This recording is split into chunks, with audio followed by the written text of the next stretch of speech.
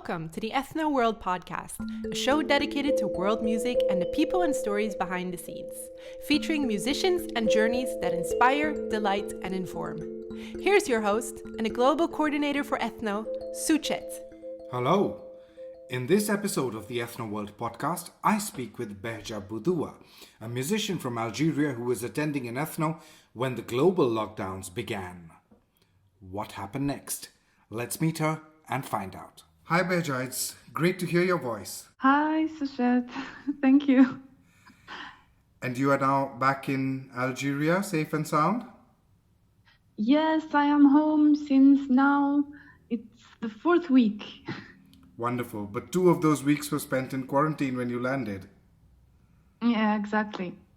In a nice hotel in front of the beach, so it was cool. Okay. But I was not allowed to swim. But have you been to swim after the quarantine? No, Not unfortunately not yet. Okay. Before we go any further, maybe it's good to tell our listeners a little bit about what we are talking about. Yes. You're a musician, an ethno musician. Mm-hmm. What do you play? Do you sing? I am learning cello since 3 years, but my main instrument is guitar, and I also play ukulele and I sing. And Ethno India was my first ethno. Wonderful. You applied for a scholarship, an ethno mobility scholarship, and you were accepted. And Yeah, exactly. Thanks to Ethno Algeria, because it was a wonderful opportunity and I wouldn't be able to afford it by myself. So, and then once you were accepted, take us from there. What happened? Oh yeah, I was super happy. Then I started the stuff to apply for the visa, and it was easy from here. And I booked my flight ticket, and I arrived in India on the 6th March. And I was supposed to come back to Algeria on the 17th March. So let's talk a little bit about Ethno India. 6th March was the start date of the 4th edition of Ethno India. Tell us a little bit what it was like landing in India and your impressions. Oh, I was amazed because it's a country that I always dreamed to visit, but I've never thought I would have this opportunity, especially for a musical event. So I arrived there, and then 2 people from Ethno India was there waiting for me. So it was really good, and we went together to a nice hostel. And that night, other musicians came. So at first I was a bit intimidated, but when I met the other ethno musicians, I felt really comfortable because everybody was nice and happy to be there. And the day after, we took the bus to go to Jim Corbett National Park, Okay. where we had the rehearsals and stuff. And what was your impression of Jim Corbett National Park? It was incredible because I'm also a vet. I love animals very much. So being in a place like that, it was a dream for me. That's amazing. And Yes. And what was your impression of the camp? Did you enjoy it? Were the musicians nice? Were the tunes Yeah, nice? a lot. I enjoyed it. I learned a lot. There was so many different musicians from different cultures, different horizons. It was really nice, yes. And you also celebrated the festival of Holi in the camp? Yeah, Holy Festival. I loved it too because I've heard about that festival in TV, and I know that you celebrate. It's a very important festival in India. So celebrated that festival there was amazing.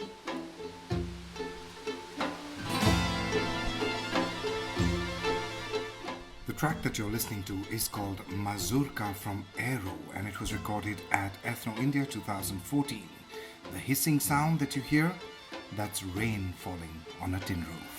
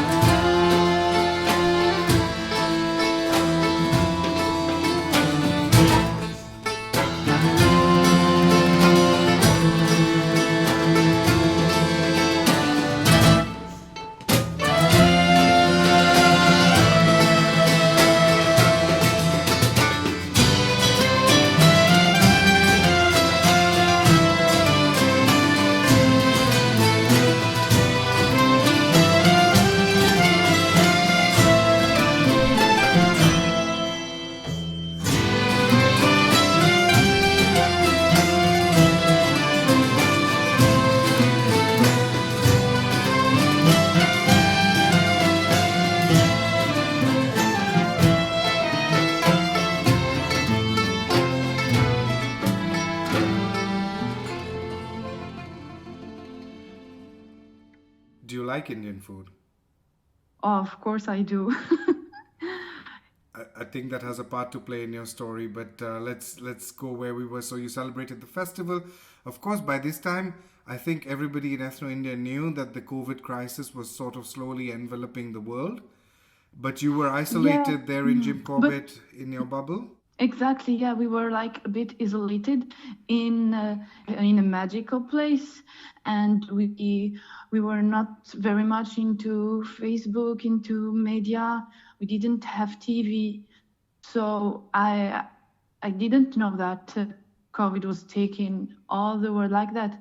Once my mom called me, she told me maybe you should come back earlier because things are getting worse everywhere, and I thought that it was a mom thing. That she was just afraid. I didn't take it much seriously. I said just, okay, I'm here for 3 more days and nothing will happen, so don't worry. We also heard the news outside that you had your concert, but you couldn't have a very large live audience. Yeah, but it was very, very kind from the people that work and that live in the Lotus Temple, because even if gathering were not allowed, they said, okay, you do your concert anyway, you will record it, but there will be only few people there. So it was nice anyway, it was really cool. And so Ethno India live streamed the concert or recorded the concert and streamed it, I believe a week later. But of course it was also recorded in audio, and there was an audience. All the volunteers and all the members of the Lotus Temple staff were there. I mean, it was a nice audience, yeah. I didn't feel that I was playing in an empty place. You see what I mean? It was really, really nice. A lot of people were there. And one of my favorite part of the concert was at the end when we played a prayer for them as a gift.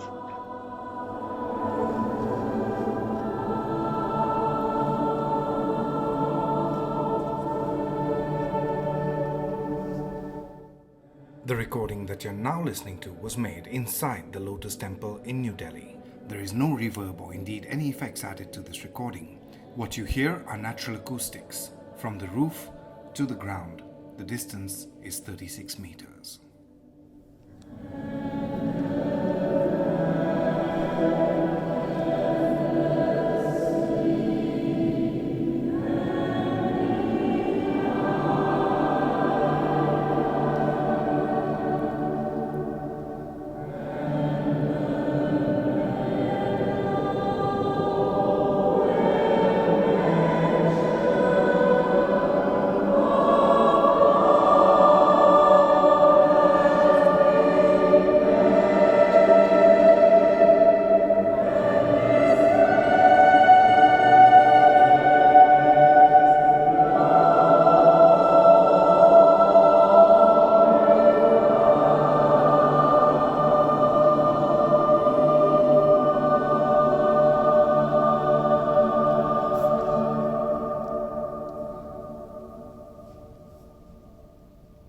Sure, that must have been very moving both for the performers as well as for the staff members and the volunteers of the Lotus Temple.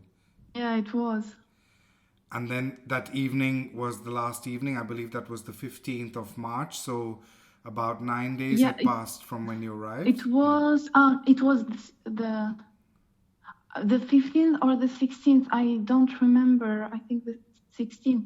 And I managed to book a flight that night. Okay. To change my flight date. But then I didn't confirm that because when my parents went to the agency here, they said, don't worry because there will be the flight in the 17th. So they didn't confirm that. From our understanding, 15th night on a Sunday was the concert, and 16th morning, which was a Monday morning, was the official end of the Ethno India camp, and you had your flight then planned for the 17th. Exactly, yeah. My flight was planned for the 17th, and I worried a bit on the 16th, so I thought that maybe I would be able to change the date. But then people who work in the company agency here in Algeria said, don't worry, because there will be the 17th flight, so you don't need to change it. Yeah, so I was confident about it. But what happened when you went to the airport? That's not what you experienced. Yeah, exactly. And then the day after I went to the airport, I didn't receive any notification from the company. Only one notification saying that instead of 1 a.m., my flights were going to be at 3 a.m. So it was fine. But then what happened is that my country's border were closed on the 17th afternoon. So it's true, there were the flight that was supposed to be for the 17th was there. But when I was to do the check-in in the airport, when they saw my Algerian passport, they said, no, you can't come in because you will not be able to go to Algiers. What happened then? Then I cried. Yeah, of course I panicked because it's the kind of situation that you see only in movies. Yes. Like you have the big screen with all the flight references that is saying delayed, and then cancelled. It was a bit apocalyptic. But I was with Gregor and Anand, and they said, no, okay, don't worry. I knew that there were ethno people there, and I was not going to be alone in India anyway. But I was anxious because I didn't know when I will be able to go home. So what happened next? Next, we went to Anand's place. Yes. And then the day after, I wanted to go to the embassy to give my name, my passport number, and just to say that I'm an Algerian citizen and I'm stuck in Delhi. And then a new adventure started. Yes, absolutely. Just for our listeners, Anand Raina is one of the coordinators of Ethno India, and Gregor Schulenberg was one of the artistic leaders at the camp. But go on, you were at the Algerian embassy? Yeah. And then they was nice with me. They said, don't worry, everything is okay here. People are stuck all around the world. Now we have your name and stuff. And when there will be the opportunity to go back to your country, you will know it. But you must have worried because it was a question of money. It was a question of where you will stay, how long this is going to last, your family worrying on the other side. Yeah. My family was worried, and it was a really stressful situation, but I was lucky I got adopted by an Algerian family there. So the first day when I went to their house, I was super tired because I didn't sleep at all the day before.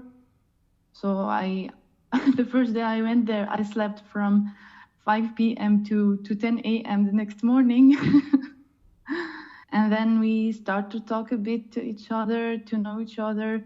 And they were really cool, really nice. And at the same time, I had people from Ethno India always asking and always saying that I'm welcome to their houses, like Niharika, Anand, Durgesh, Shubham. So you made a lot of friends in Ethno India as well.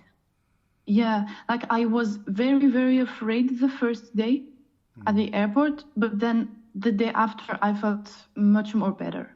I said, okay, it's a crazy situation all around the world. All I can do is stay healthy and stay safe and take it as an adventure.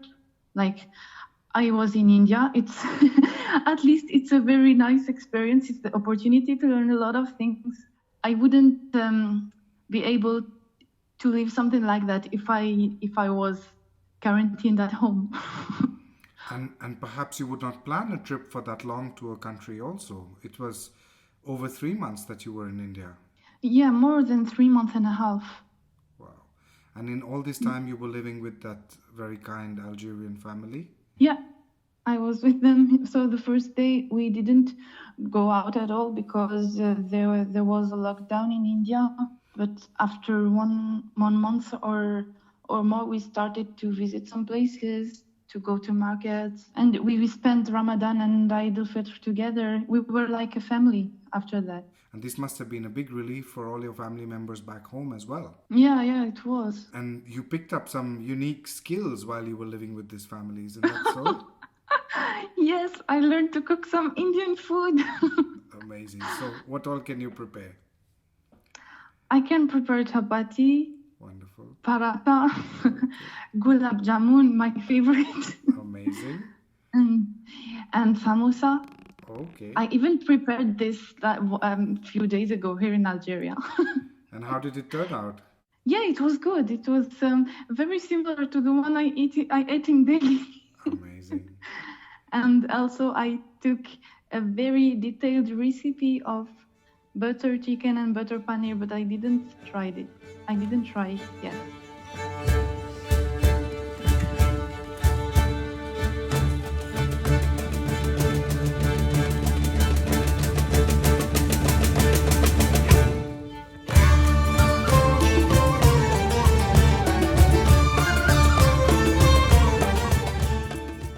This is a song that the Belgian delegation brought to Ethno India 2018.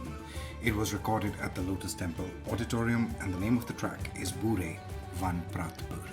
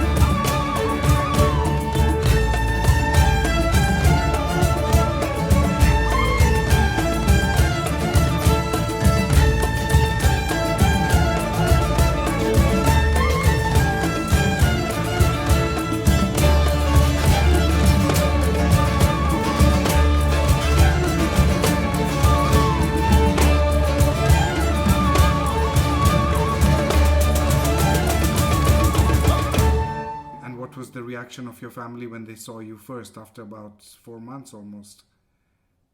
They were obviously very happy and relieved. Yeah, and they were asking about India, about what I learned there, and they were saying like, yeah, we were anxious, but you were just having a great time there. You shared with me, Bahdja, that you cried the first time when you couldn't leave India, and the second time you cried when you had to leave India. Yes, exactly. I cried 2 times in that same airport for 2 completely different reasons. But you had a special flight, a repatriation flight that was sent from Algeria to India, and yeah, we were about 30 and we went back home. Then we stayed quarantined here. And yeah, and the funny thing is that when I came home, I figured out that Taj Mahal was open again that day. So I stayed 3 months and a half in India and I didn't visit Agra. So it's a good reason to come back very soon. Absolutely. Let me ask you this.